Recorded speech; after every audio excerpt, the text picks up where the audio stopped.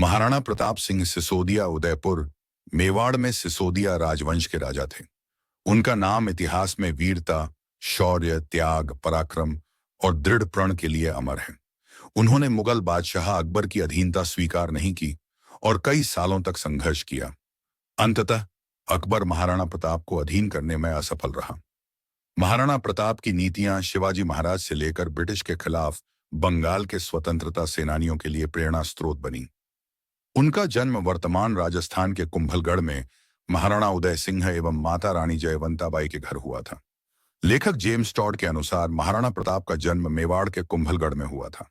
इतिहासकार विजय नाहर के अनुसार राजपूत समाज की परंपरा व महाराणा प्रताप की जन्म कुंडली व कालगणना के अनुसार महाराणा प्रताप का जन्म पाली के राजमहलों में हुआ। महाराणा प्रताप का जन्म पाली जिले में हुआ था और उनका ननिहाल पाली में था। मुंशी देवी प्रसाद द्वारा रचित सरस्वती के भाग 18 में 7 पंक्तियां में ताम्रपत्र उल्लेखित हैं और सोमानी रचित पुस्तक में महाराणा प्रताप द्वारा ब्राह्मणों को दान की गई भूमि का उल्लेख है। इन स्रोतों से सत्य है कि महाराणा प्रताप के ननिहाल की भूमि का उल्लेख पाली का करना उचित है। महाराणा प्रताप के जन्मस्थान के प्रश्न पर 2 धारणाएं हैं। पहली, महाराणा प्रताप का जन्म कुंभलगढ़ दुर्ग में हुआ था क्योंकि महाराणा उदय सिंह एवं जयवंताबाई का विवाह कुंभलगढ़ महल में हुआ। दूसरी धारणा यह है कि उनका जन्म पाली के राजमहलों में हुआ। महाराणा प्रताप की माता का नाम जयवंताबाई था, जो पाली के सोनगरा अखैराज की बेटी थी। महाराणा प्रताप का बचपन भील समुदाय के साथ बीता। भीलों के साथ ही वे युद्ध कला सीखते थे। भील अपने पुत्र को कीका कहकर पुकारते हैं, इसलिए भील महाराणा को कीका नाम से पुकारते थे। लेखक विजय नाहर की पुस्तक हिंदुआ सूर्य महाराणा प्रताप के अनुसार जब प्रताप का जन्म हुआ था उस समय उदय सिंह युद्ध और असुरक्षा से घिरे हुए थे। कुंभलगढ़ किसी तरह से सुरक्षित नहीं था। जोधपुर के शक्तिशाली राठौड़ी राजा मालदेव उन दिनों उत्तर भारत में सबसे शक्ति संपन्न थे एवं जयवंताबाई के पिता एवं पाली के शासक सोनगरा अखिराज मालदेव का एक विश्वसनीय सामंत एवं सेनानायक था। इस कारण पाली और मारवाड़ हर तरह से सुरक्षित था और रणबंका राठौड़ों की कमध्वज सेना के सामने अकबर की शक्ति बहुत कम थी। अतः जयवंताबाई को पाली भेजा गया। वे संवत्सर ज्येष्ठ शुक्ला तृतीया सन 1597 को प्रताप का जन्म पाली मारवाड़ में हुआ। प्रताप के जन्म का शुभ समाचार मिलते ही उदय सिंह की सेना ने प्रयाण प्रारंभ कर दिया और मावली युद्ध में बनवीर के विरुद्ध विजय श्री प्राप्त कर चित्तौड़ के सिंहासन पर अपना अधिकार कर लिया। भारतीय प्रशासनिक सेवा से सेवानिवृत्त अधिकारी देवेंद्र सिंह शक्तावत की पुस्तक महाराणा प्रताप के प्रमुख सहयोगी के अनुसार महाराणा प्रताप का जन्म स्थान महाराव के गढ़ के अवशेष जूनी कचहरी पाली में विद्यमान है। यहाँ सोनागरों की कुलदेवी नागनाची का मंदिर आज भी सुरक्षित है।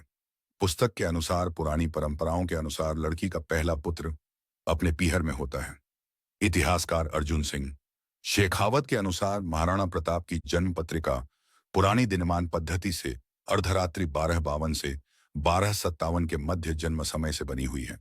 5:51 पलमा पर बनी सूर्योदय 00 पर स्पष्ट सूर्य का मालूम होना जरूरी है, इससे जन्मकाली इष्ट आ जाती है। यह कुंडली चित्तौड़ या मेवाड़ के किसी स्थान में हुई होती तो प्रातः स्पष्ट सूर्य का राशि अंश कला विकला अलग होती। पंडित द्वारा स्थान काल गणना पुरानी पद्धति से बनी प्रातः सूर्योदय राशि कला विकला पाली के समान है। डॉ हुक्म सिंह भाटी की पुस्तक सोनगरा सांचोरा चौहानों का इतिहास 1987 एवं इतिहासकार मोहता नैन्सी की पुस्तक ख्यात मारवाड़ रा परगनारी विगत में भी स्पष्ट है।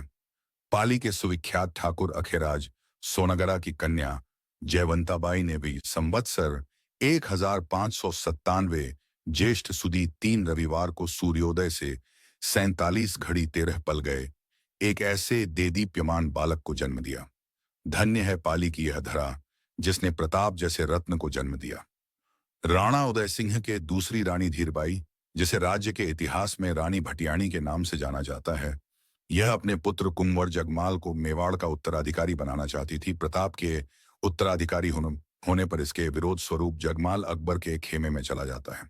महाराणा प्रताप का प्रथम राज्याभिषेक में 28 फरवरी 1572 में गोगुंदा में हुआ था, लेकिन विधि विधान स्वरूप राणा प्रताप का द्वितीय राज्याभिषेक 1572 ईस्वी में ही कुंभलगढ़ दुर्ग में हुआ। दूसरे राज्याभिषेक में जोधपुर का राठौड़ शासक राव चंद्रसेन भी उपस्थित थे। राणा प्रताप ने अपने जीवन में कुल 11 शादियां की थीं। उनकी पत्नियों और उनसे प्राप्त उनके पुत्रों पुत्रियों के नाम हैं। 8 महारानी अजबदे पंवार अमर सिंह और भगवान दास। 2 अमरबाई राठौर नत्था।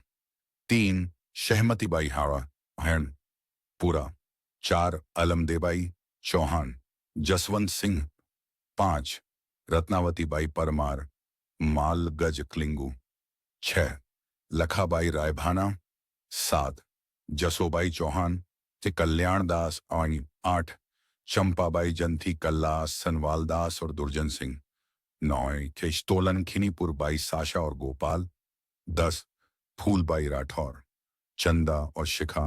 11 खीचर आशाबाई हत्थी और राम सिंह। महाराणा प्रताप के शासनकाल में सबसे रोचक तथ्य यह है कि मुगल सम्राट अकबर बिना युद्ध के प्रताप को अपने अधीन लाना चाहता था। इसलिए अकबर ने प्रताप को समझाने के लिए 4 राजदूत नियुक्त किए, जिसमें सर्वप्रथम सितंबर 1572 ईस्ट में जलाल खां प्रताप के खेमे में गया। इसी क्रम में मानसिंह 173 ईस्वी में भगवान दास सितंबर 1573 ईस्वी में तथा राजा टोडरमल दिसंबर 157 ईस्वी प्रताप को समझाने के लिए पहुंचे, लेकिन राणा प्रताप ने चारों को निराश किया।